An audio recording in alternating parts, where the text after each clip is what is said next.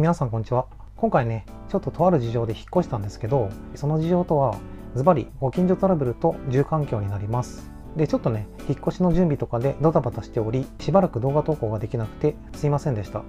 で、引っ越しはね、無事終わりまして結構辛かったんですけど、ウクライナからね、戦火を逃れて日本に来た難民とかを見れば少しは励まされますよね。はい、ということでね、こちらが私の戸籍の不評になるんですけど、戸籍の不評を見てもらうと分かるように、私はね、過去にかなり引っ越してるんですけど、その内訳としてはね、過去に正社員だった時に転勤が2回と、あとはね、単に通勤に便利な場所が良かったとか、住む場所を変えたかったという個人的な事情と、あと今回のね、ご近所トラブルですね。で、どういうご近所トラブルかというと、私のアパートがね、茨城県の田舎にあったんですけど、民家の中にね、ポツンとありまして、アパートの周りがね、ほぼ民家で囲まれてたんですよね。なので、近隣住民との距離感というか、人間関係が密すぎて、常に監視されてる感じがするというかね、実際にベランダから外を見ると、いつも近隣住民が外に出ててたまに目が合っちゃうという問題というか、私個人的なストレスがありました。で、私以外のアパートの住人は近隣住民と密に関わっており、田舎特有のものをあげ合ったりする関係でした。で、私はね、そういうのがあんまり好きではなかったので、近所で結構孤立してました。村八分みたいな感じですよね。で、私もね、しばしばストレスで酒に酔って近隣住民と揉めたり、結構やらかしちゃったことがあって、警察を呼ばれたこともあったんですよね。で、田舎だとね、一回やらかすと結構近所中に噂が広まっちゃって、あのアパートのあの部屋の人がやらかしたっていろいろと言われ続けたりもして、なんかね、いろいろと嫌がらせをされたりもして結構言いにくくなりました。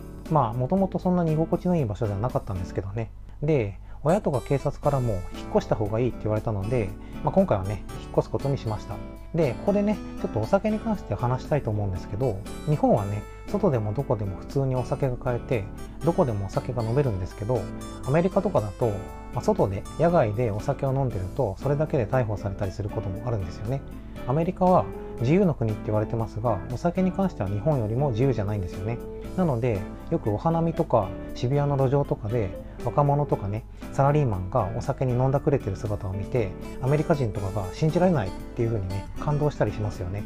電車内とかでも缶チューハイとか飲んでる人がたまにいますよね。なので、お酒に関してはね、日本はかなり緩いんですけど、その分自己責任というかね、自制しないといけませんよね。よく警察の取り調べとかで、容疑者がお酒に酔ってホニャララしちゃいましたとかね、お酒に酔ってて覚えてませんとかいうのがあると思うんですけど、それってほぼほぼ認められませんからね。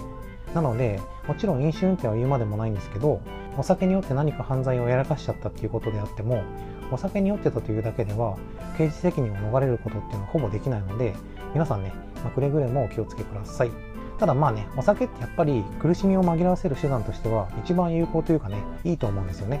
なんか今日は飲むしかないって時ありますよね。ドラッグよりも全然健全ですし、適度にリラックスできて、酒はね、百薬の長って言われているように、場合によっては健康的だったりしますよね。なので、くれぐれもね、お酒は飲んでいいとは思うんですけど、やらかさないようにお気をつけください。で、話はそれちゃったんですけど、引っ越しはね、無事終わりまして、ただね、引っ越した先が私の出身地の千葉県の船橋市って場所なんですけど、結構都会の方なので、今度はね、また田舎とは違った問題が出てくると思うんですよね。東京都内とかよりはまだ全然マシだと思うんですけど、やっぱり人口密度が高いので、騒音問題とかでまた悩まされなきゃいいなって思っています。なので、日本人的というかね、私個人的に日本の田舎の嫌な部分は、お互いが監視し合うみたいな人間関係がちょっと密すぎることや、何かやらかすとすぐに噂が広まっちゃうことなどで、日本の都会の嫌な部分は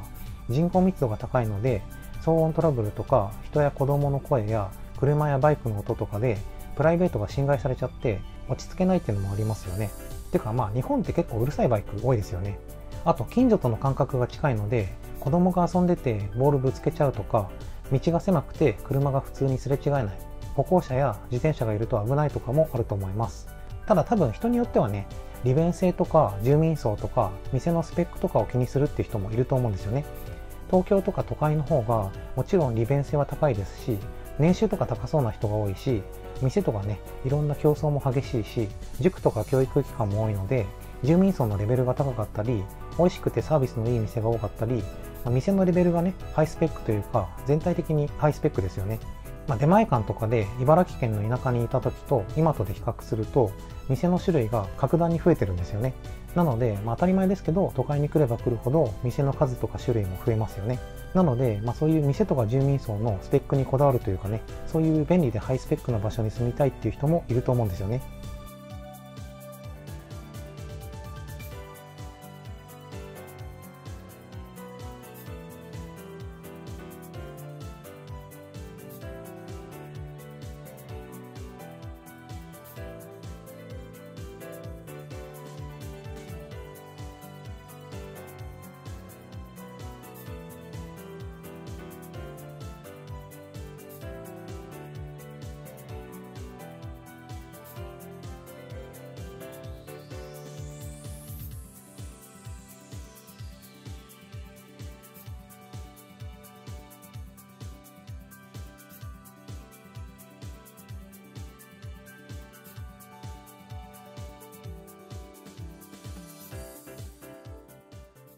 以上になります。この動画が少しでもためになった、面白かったと思った方は、いいねやチャンネル登録をお願いします。